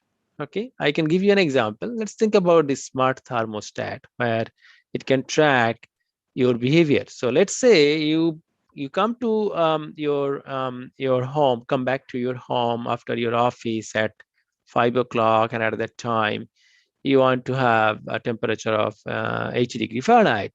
And then at night, you go to bed at 10 o'clock and you need to have a temperature of, let's say, 75 degree Fahrenheit. So I just give you a very simple example. Now, this will learn over time your behavior, and then it will basically automatically adjust, right? So this is a very simplistic, simple-minded knowledge building and decision making process. So these devices would collect data from the environment by tracking the environmental parameters, by tracking your behavior, and then it will be able to make intelligent decisions. And there are lots and lots of examples of that. If there is time later, we can walk you through some of these exciting examples where Internet of Things can look at the data, historical data, and make intelligent decisions based on that. And how does it do that? That's where AI or artificial intelligence comes into play. AI would transform the data to decisions. So AI is basically something sitting in the middle, which will take the data as an input and give you intelligent, autonomous decisions. So we have a lot of cool things to talk about AI. This is not the talk on AI, but I will touch upon AI because the marriage of AI and IoT is making the magic I mentioned in the last talk. IoT alone or AI alone cannot do that. When you combine these two, that's what would create the magic. Okay, I'll talk about some examples. Now, as I mentioned, connectivity between machines and people is becoming very important, and that's enabling also new applications. And finally, together, the connectivity as well as the data and data-driven intelligent decisions are also creating autonomy. So today, you're talking about autonomous vehicles, right? In this country already, there are cars you can buy which can drive itself, which can park itself. And there is a company, I believe you know, Tesla. It was founded by Elon Musk. And Tesla recently introduced a feature in their electric vehicles. It's called Auto Summon. Auto Summon feature is a very interesting one. In this case, what it does is that, let's say you have parked your car a little bit far away from your office, okay? And you come out of your office and it's raining. Okay, so what do? You have to go to the car, and of course that's not convenient because it's raining. What you can do? You can call the car and come to you, so that you can get a ride. Okay, so it's auto summon feature. You have an app in your cell phone. You click on auto summon, and the car will come to you from the parking lot, and then take you and then go home. Of course, there is no full autonomy implemented yet in United States, and hopefully that will be done in next 10 years. But full autonomy of vehicles involves a lot of rules and regulations and safety issues. Lawmakers had to intervene. So it's not just technology. Technology is already there, but it's about regulations that's preventing full autonomy of these vehicles. But features like auto summon and all those things are already in place. People are using it regularly. So as I mentioned, the convergence of IoT and AI would create that magic, and that's already doing that. And this is a slide I borrowed from this website. As you can see at the bottom, this is from the Forbes website, and here it's basically showing that what are the different areas where the IoT is being applied today, and the diversity of that. It ranges from air pollution control and monitoring. It ranges and goes to radiation detection, traffic congestion management, and smart roads, smart office, smart traffic intersection, intelligent shopping, smart lighting, everything you can think of. What I jokingly mention is that there is basically no problem which IoT cannot solve, which basically means that if you think about a problem where intelligent decision making and sensing can help, IoT is there for you. Okay. So with that, I'll take a quick 30-second break or maybe 20-second break to see if you have any quick question for me. And don't be hesitant at all. Just want to make sure you are listening. Hello, sir. Hello. Yes. Sir, IoT is everything is nice, but sir, not you think that it makes people lazy? Yeah, that's a good point. Yeah, good question. So yes, it can. I mean, any technology. I mean, you think about television, right? I mean, if you are blaming IoT to make people lazy, what about video games? What about television, right? So there are dark sides of technology. Any technology you think of, pretty much any, there are dark sides. Even the medical products, biomedical products like pacemaker. I did a lot of work on more as you mentioned this area of implantable electronics, electronics that can go inside your body to detect cancer, to treat cancer, to treat problems with somebody's heart. So they also have dark sides. There are issues can arise from implants being in your body. That's a foreign object, right? Being in your body for a long time and body reacting to that. So my point is that any time you are trying to use a technology, you have to compare the benefits with the negative impact. So IoT can be creating negative impacts, but it's our responsibility as a human being. It's our responsibility to use technology in the way it can benefit us, not harm us, right? So that's what I would mention, because yes, IoT can make people Okay, lazy. sir. I have Sir, the examples I thank you gave. very much. Say again. Sir, thank you very much. Okay, so any other question? Yeah, that's a good one. Again, by the way, no question is stupid. So any question you have, feel free to bring it to me. I will be happy to go over that. And again, because I'm a teacher, I would like you to ask me questions. Okay. Saurabh, here is a small query. Actually, Yes.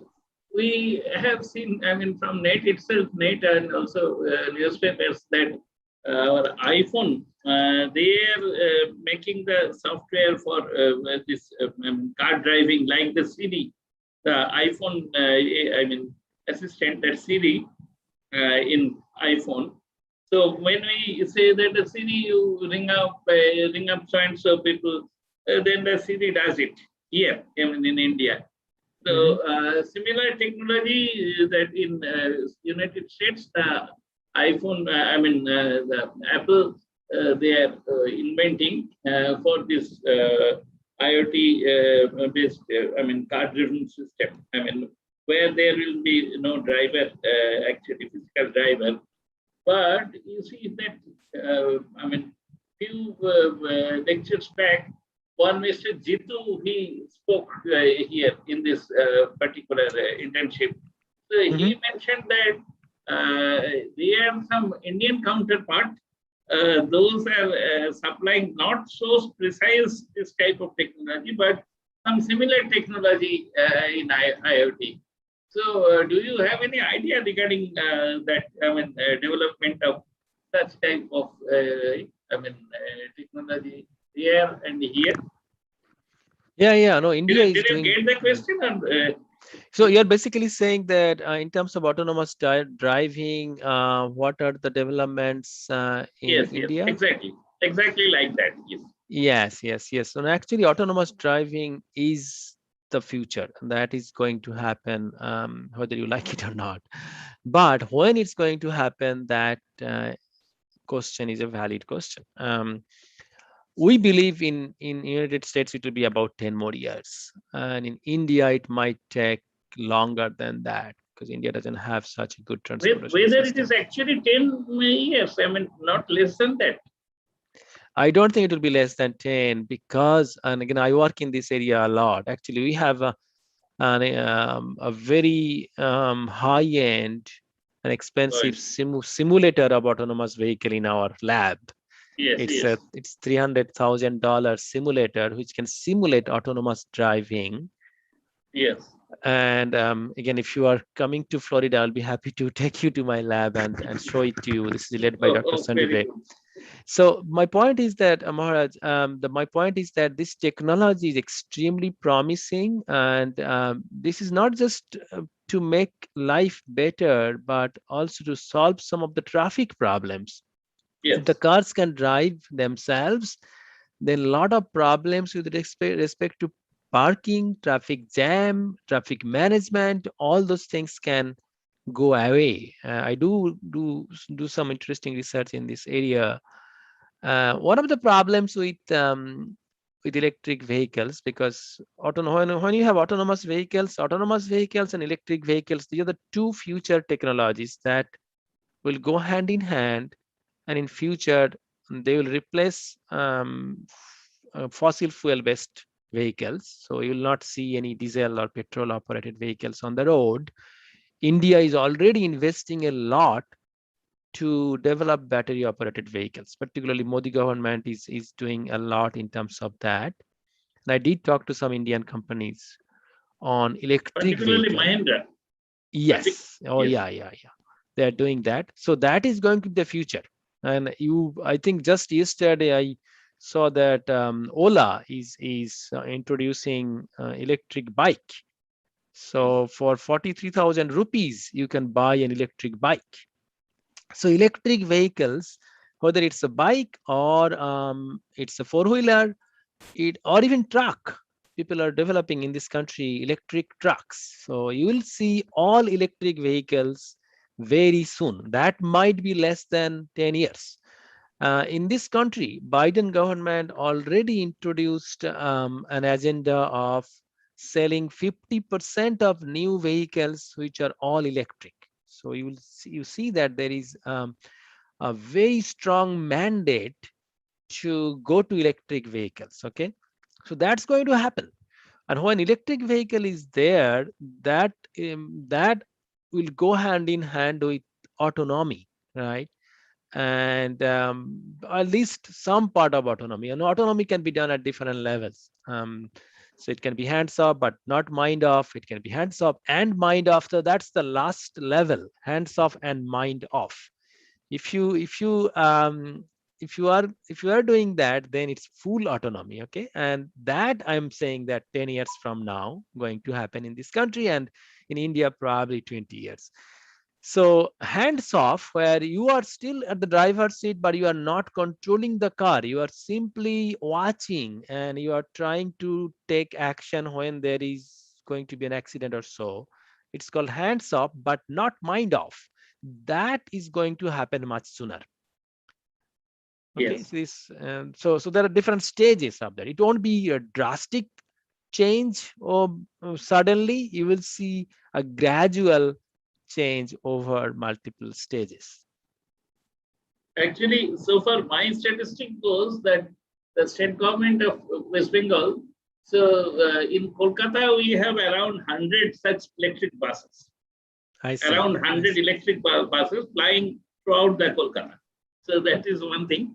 And then that man, that Mr. Jitu, I mean, I told that a few, 2 weeks before he took one, he delivered one lecture.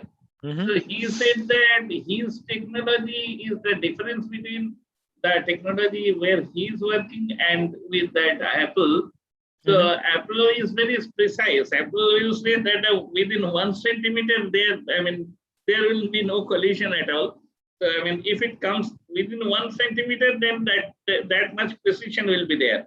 But Jitu says that we will have some within 5 centimeter. So like, are you getting? But he says that will be much cheaper than the Apple technology. Yes. That what technology they are like, because in our country we need the cheaper technology. You know? Maybe precision may be little less. That type of. Anyway, carry on. Exactly. This is just Exactly. the Exactly. idea. Yeah, I mean, maybe we can give a separate talk on autonomous vehicles because we do a lot of work on that and a lot of exciting things. Just one quick comment I would make here. As I said, battery operated vehicles should come before autonomous vehicles, because as you know, there are two reasons for that. One is that the fossil fuel like diesel and petrol, the reserve is rapidly shrinking, right? I think all of you know that. We're depleting the reserve on the earth, so we have to find alternative, right? So that's number one. Number two is that the climate change, as you know, the vehicles are significantly contributing to climate change, and if you have less dependence on fossil fuel operated vehicles, then we will have less greenhouse gas emissions or less carbon dioxide, carbon monoxide gas emission, and it will help But sir, in one in question, terms sir. of climate. Say Hello, again? sir. Sir, one question. Sure. So you have told that alternative vehicle except fossil fuel. Okay, that's fine. But electric car also, those indirect fossil fuel vehicle. We can say that because That electric is generated. Most electric is generated from burning a coal, right? And coal is a fossil fuel. Right. That's yeah. We can have a longer discussion on that, but let me quickly answer that question. That's a very good point. Very good observation. So, what if you charge the electric vehicle using the electricity which is generated through coal or fossil fuel? Right. That's a very valid question. Now, there are two ways to look at that. Now, electric vehicle charging can be done by renewable energy, and that is being done increasingly, at least in this country. So they are trying to create the energy to charge electric vehicles through solar cells, solar platforms. So that way they can claim that for electric vehicle, the carbon footprint can be potentially zero or close to zero because you are charging the battery using renewable energy. But they can still argue that, hey, when you make the battery in a factory, you probably still use electricity, right? And those questions can be asked. But then these companies are saying, okay, those plants are also being increasingly battery operated, okay? So solar renewable energy operated. So effectively, they are trying to make that carbon footprint to be zero. I think all of you have heard that there is something called carbon credit, because climate change is one of my really important research area right now. So I can keep talking about it for long. But my point is that these companies are being incentivized and indirectly pressurized to reduce their carbon footprint. And to do that, they're first of all, Apple, what they did, they basically, the Apple campus in California, they have a huge campus, and this campus, they made it all green. They basically said, we will not take any energy from the grid. We will generate the energy using solar. And that's one of the biggest campuses of Apple.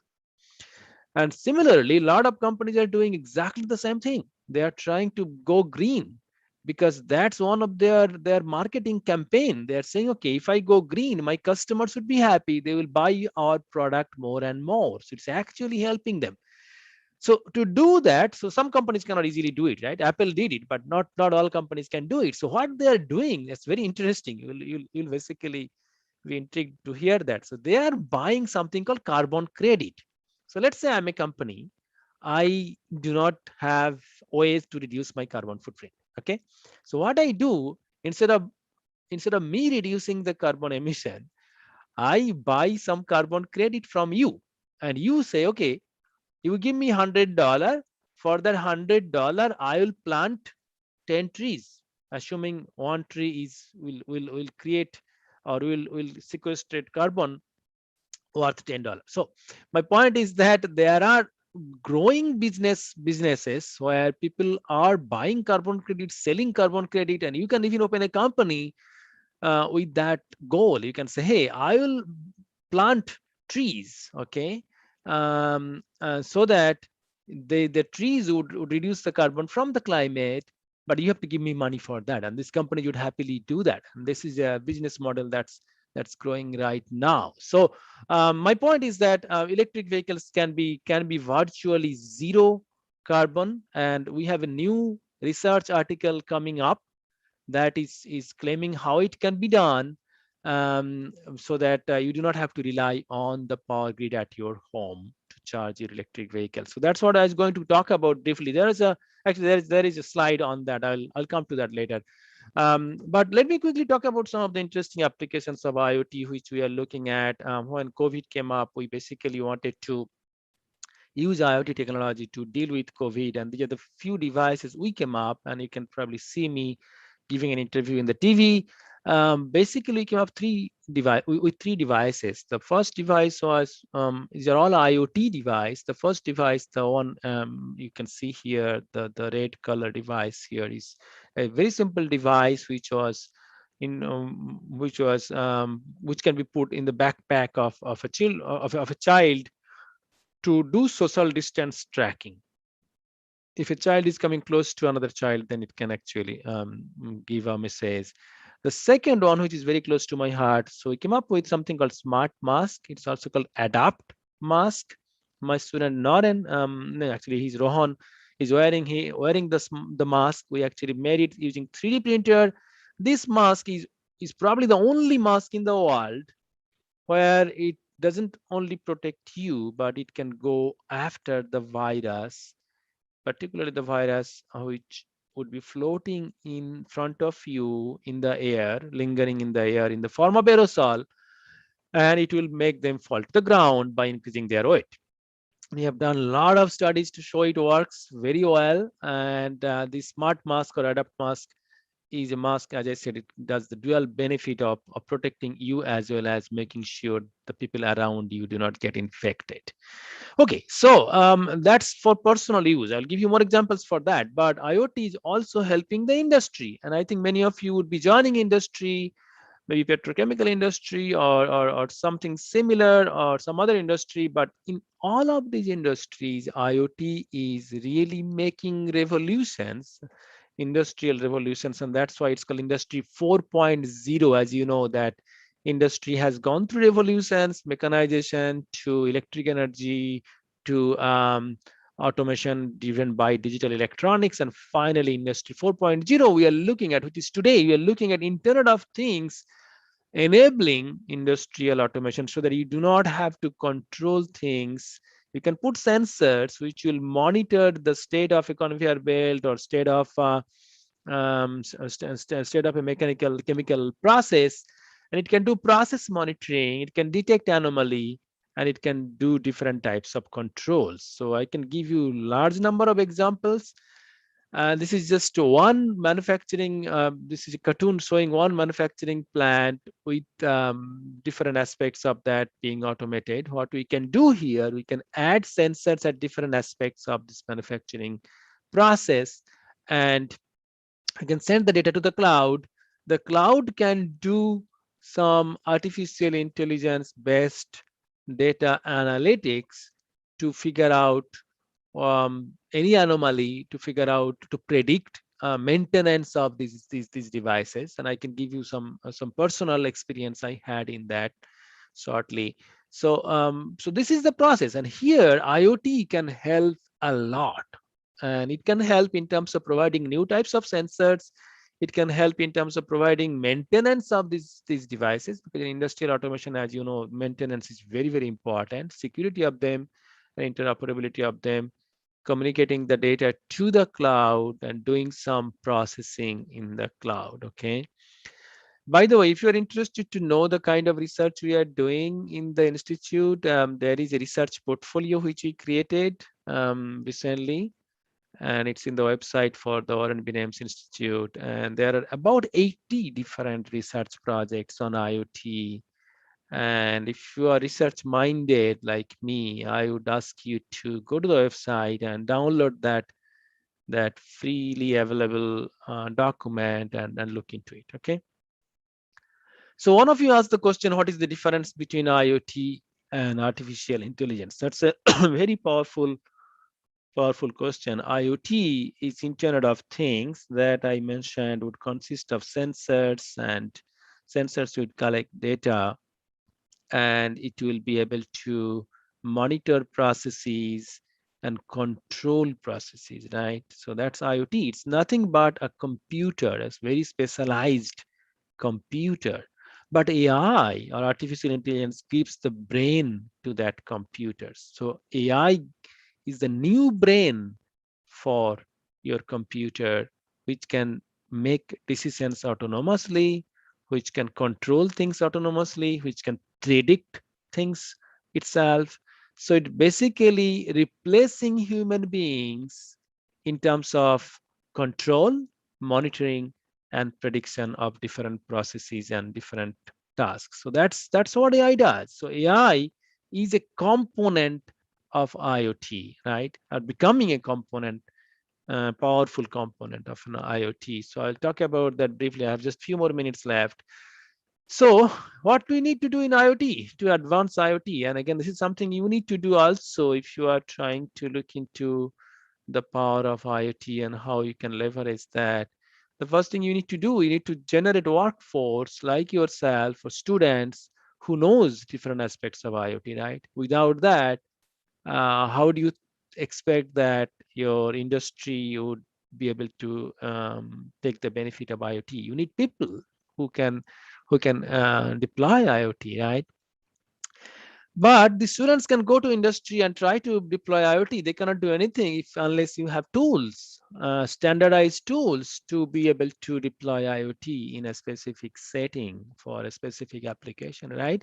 So the second thing you need is standardized tools, and we are developing a lot of those tools in our research lab. And then finally, you need to do interdisciplinary research to advance IoT. So in terms of IoT technology, I'll briefly talk about, and Maharajji, I will finish in 3 minutes. So the first one is that these sensors are going to monitor processes, physical parameters. So they would be working day and night, right?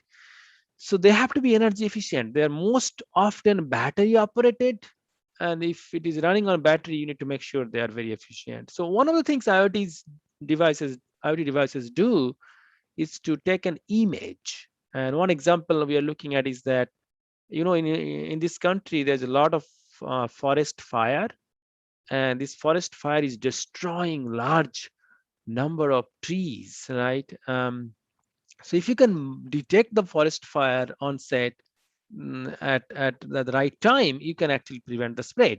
And that can be done by using drone. So drone can take image and automatically detect forest fire. And we have developed a tool to take an image, compress it, and then detect meaningful patterns for that image using AI technology. And this technology is called Magic. There is a paper published recently on that. And this is one of the IoT technologies which you need to enable different applications. So another aspect is the security of that, because as you know, you do not want IoT devices to collect a lot of data and then a hacker would get access to the data and then do something bad. So in security, as you know, there are three things important. You have to know what are the assets, what are the attacks, and how you can protect those assets against different attacks. So we can probably have a separate talk on security itself. There are interesting research challenges in IoT security. And in my research lab, we are doing a lot in terms of making the IoT secure. And that's when you can actually deploy IoT in different settings. Because if they are not secure, if you are always worried that a hacker would be able to hack into your surveillance camera and then access your images, or hack into a company's industrial process monitors, that's not a good thing, right? And that happened. Hackers could hack IoT devices, and there is an attack that happened called Dyn cyber attack. And you can just Google and you can understand how big an attack it was. And this was the first ever attack on IoT. And I can talk about that later, but that was an eye opener. And one thing I will I'll mention here is that if you want to protect IoT in the best possible way against hacking, you have to start from the bottom. which is that you have to start from the hardware level. So you have to make the hardware, like the chips and circuit boards, secure, and that's what we are doing. We have number of projects going on how to make IoT secure by building ground up from the hardware. Okay. So I have talked about some of the things. One of the interesting projects I'll quickly talk about before I stop is that my colleague, Dr. Sammojit Mandal, he's really one of the brilliant researchers I have collaborated with. So Dr. Mandal and I came up with an idea of detecting fake medicines. As you know, that India, unfortunately, is the largest supplier of fake medicines, or largest producer of fake medicines in the world. So most of the fake medicines which you see in Africa and in different countries, they come from India, unfortunately. And unfortunately, if you buy a medicine from the street, it may be fake. So how do you detect that? Can you have a tool at your house which can detect a fake medicine? Okay, so we came up with something very, very exciting, and then there are a lot of articles, a lot of companies interested in that, number of patents. So this particular technology is a handheld technology, can be attached to your cell phone, and you can hold it in front of a box of medicine. It can tell you if it is fake or not. It can even tell you if it has the right active ingredient in the right amount. It's based on a very interesting physics called NQR, nuclear quadruple resonance spectroscopy. We'll not talk about much on that, but if you're interested, we can just send me an email and I'll be happy to talk to you about that. The other technology we have developed is an IoT enabled supply chain. It's a new kind of barcode which can be put on the IoT. And this is, I'll talk about this particular one on electric vehicle for just 30 seconds and I'll stop. So we came up with a very interesting way to charge electric vehicles. As I said, electric vehicles are exciting. They are the future. But one of the problems for electric vehicle that prevents mass adoption is the charging. You have to charge them often, right? How do you address that problem? We came up with a very interesting, very, I would say, simple-minded solution. Why don't you charge them on the go when they are going from point A to point B? Can you charge them right then on the road while they are moving? So that was the technology. It's called P2C2 or peer-to-peer car-to-car charging. It's similar to the charging, the refueling principle you have for the aeroplanes. Some of the aeroplanes, as you know, they are refueled in the air. So it's a very similar concept, and we have done a lot of research on that. There's a paper published and number of patents on that. So that might solve the problem in terms of electric vehicle charging. So with that, I'll stop and I'll be happy to take any question. Maharajji, back to you. So we got a lot of innovative ideas. Our idea is very shallow regarding all these things, and I hope it has been enriched a bit because of your excellent presentation. I request my student friends to ask, clarify any doubts. Yes, please. Yeah, go ahead. Sir, I am a third year ECE student of St. Thomas College of Engineering and Technology. So recently, our college is starting a new MTech course on Internet of Things. So my question is, if I want to opt for IoT as my higher studies, what are the prospects and opportunities I may have? Yeah, IoT has a lot of prospects, but you have to understand IoT is also very broad, right? So in my talk, I try to talk about some of the technology aspects of IoT and then some of the application aspects of IoT, right? Now, when you take up IoT as your future, as I mentioned, it's an extremely promising field. The industrial revolution, Industry 4.0 is triggered by IoT, right? You can see how big impact that is, right? So IoT will be everywhere. IoT will be the future, and it's extremely broad. So you will not make, I believe, any mistake in taking IoT as your future course of study. So you can safely take that. But when you start learning IoT, and not just learning, I will encourage you to even contribute to IoT, right? How do you contribute to IoT? Through research, through deployment. So you can take IoT technology and deploy to solve your problem. You can try to innovate in the field of IoT. So that's how you contribute, because first you learn and then you contribute, as I did. So if you do that, there are a lot of opportunities. So I would say that, hey, the prospect is extremely good. But sort of in Kolkata, there are many institutes. They started AI and machine learning. I mean, apart from the computer science course, so that as a UG course. So, what are the prospects of those things? I mean, yeah, AI, as I mentioned, AI is extremely powerful. It will be everywhere. But IoT is one of the biggest carrier of AI. Okay, so yes. if you have an AI, you have to apply the AI, right, to solve problems. But is it in the UG level or is it in the yeah, PG level? UG level also? Yes, absolutely, absolutely. Because we are also developing courses for teaching AI and IoT for high school students. So UG level is absolutely okay. Yeah, they should learn about these things early enough so that they can in future make intelligent decision. As Ritik, you are the one who asked this question, right, about the Yes, sir. Yes. prospect of IoT. So as you asked, Ritik, before you make a decision about your career, you need to know what that is, what's the prospect, right? So that's why if we can teach IoT and AI at high school level, which I'm trying to do, I recently received some government funding to do that. So then it is going to help students to make an informed decision about their career. Okay, so that's why they need to know early. Yes. Gairik, have you cleared your doubts? You sent a chat message regarding artificial intelligence and IoT. I mean, its differences, clarification. So, have you cleared your doubts, Gairik? Hello. That student is not responding. Anyone that Monosrija is also from computer science background. Monosrija? Yes, sir. You have any questions? Yes, sir. Actually, I was going to ask it right now. Sir said that by modifying the hardware of a computer, we can make it more protected against hacks. So can you please elaborate on that a little bit, please? Yeah, sure. So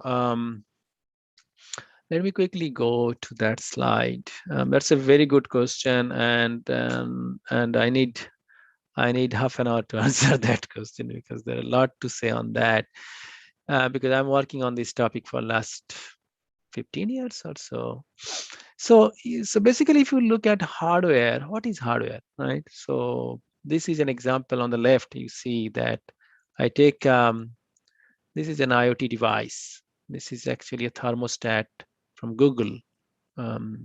It's a Google Nest thermostat. This controls the temperature 70°F. Let's say this is in this display. Control the temperature of your house automatically. It has an AI component on it which will monitor your behavior and then accordingly control the temperature. So if you open it up, then you will see inside that this hardware, right? This is called printed circuit board. This green one is a printed circuit board, and that you have inside your cell phone. If you have a smartphone, you will if you open it up, do not open up a new one, of course. But if you open up a smartphone, then you'll see that inside it there are printed circuit boards, and in the printed circuit board you have microchips. So the bottom one is microchips or integrated circuits. So these are the hardware. When I say hardware, so I refer to the microchips, the black one here, which would run your software. So if you write a code, the code can do some AI operation, the code can do some image processing operation or things like that. But that code has to run on the hardware. That code has to run on this black integrated circuit or microchip, which will hold today billions of small switches, also called transistors, right? So my point is that when I said that the security has to be built from the hardware, I basically said the hardware has to support security of the software and the network, and there are ways to do that. And one way to solve that problem is that to make sure that when you are running a code, your hardware would be checking if this code is a legitimate code, or a hacker is running malware or virus code into your machine, right? So most of the attacks you see today are by running a malware. Malware is nothing but a malicious software in your machine. Now, if your hardware can have a checker to check for malicious codes and prevent, then you cannot have that attack, right? So that's an example I can give you right now, but there are just so many ways an attacker can attack, and there are so many solutions you can incorporate at the hardware level to prevent that. So to be able to understand the full spectrum of attacks and solutions, we need to, of course, spend more time, but the high level idea here is that you can actually put a checker inside your hardware to check for any hacking and prevent it. Is that clear enough, Manasrija? Yes, sir. Thank you. Okay. Okay. Any other question? Anyone? I don't think there is any other question. And naturally, I mean, if the students are having the question afterwards, we will share it to you. That is Sure, not a sure. problem. Yeah. So with this, let us thank you once again on behalf of the Hello, sir. Hello, sir. Sir, yes. I have a question. Yes, okay, please. Sayan, go ahead. Sir, my question is a bit stupid. If you allow me, then I can ask that. Yeah, go ahead. Sir, the model of a smart city which you showed in one of your slides, and the electric charging system. So these things are all based on artificial intelligence, IoT, and all electronics, and all other telecommunication devices. So yes. So which are the basic units for functioning of this smart city model? Go ahead. Yeah. Can we entirely depend on these technologies? Even these technologies are vulnerable to some catastrophic phenomena like solar storms. So when you yes, that's a good one. So first of all, when you are trying to use IoT to address a specific problem, right? So for example, in this case, let's look at this forest fire detection. You see this this circle here. Here IoT is being used to detect forest fire. Okay. So, and then you see at the bottom, it's called structural health monitoring. So structural health means that if you have a breach, let's say we have a Bali breach in the in Kolkata, right? Yes. So if you want to monitor the structural health of that, you can have IoT. IoT can sense the structural health of that breach, and it can, if there is any crack, it can detect it on time and it can repair. Similarly, for forest fire, you can have a different IoT. Typically, they use drones. Drones are nothing but tiny flying vehicles, right? And they can have AI component on that to detect a forest fire. So for different applications, you need to have a different form of IoT, but overall, they will have similar components, right? You cannot have the exact same device to apply in different applications. You have to customize the device for different applications, right? So that's actually one of the interesting research areas. How do you create customized IoT devices? Right now, there is no formal systematic way to do that. And one of the research areas in my group is to come up with a customized IoT device development flow or process. Okay, so anyway, my first question you ask is that how you can address so many different applications using IoT. You have to take the basic IoT architecture and then customize it for specific application. Then second one is that, as you asked, is that they are vulnerable to different catastrophic situations. That's true. Yes, sir, that can be from outer space, extraterrestrial phenomena like solar storms. Yeah, so Which again, interferes with the Earth, which can create an interference with the electrical poles and towers and all these things. right. So we cannot anything you do. Yes, sir. So can we entirely depend on this, or there can be some other alternatives? Yeah. We cannot depend entirely. So anytime you develop an application, for example, this forest fire, right? So you still have backup. There are humans which are also watching. So this technology can help you, but it cannot replace you. You cannot be entirely dependent on the technology. So you should have fail-safe alternatives to make sure that if there is any safety issue in that device, without even solar storm, it can start. It can stop operating, right? So anything can happen to that device. Your laptop or cell phone sometimes do not work as you like. So there has to be alternative mechanism to make sure that you have reliable and safe operation through the lifetime, and that's part of the system development process. Okay, so that you have to consider. So yes, the reliability, that's basically called reliability. Reliability aspect of the system has to be factored in when you are developing that system and deploying it. Right? Is that clearing your doubts? Or Okay, sir. Thank you, sir. Okay. So I hope all the doubts been dispelled. Or you need more interaction? Is it necessary? I don't think so, because Professor VI is available. I mean, afterwards, we can contact him. If you better whatever material you got, you go through several times, so that you can create some doubts and then you dispel the doubts. yes. We can approach for dispelling the doubts. Okay. So with this, let us thank him, Professor Bhuya, and let us close the session, I hope. Okay. Thank you, Maharaj. Really my pleasure, and Yes, wish you all the best. Yes, surely.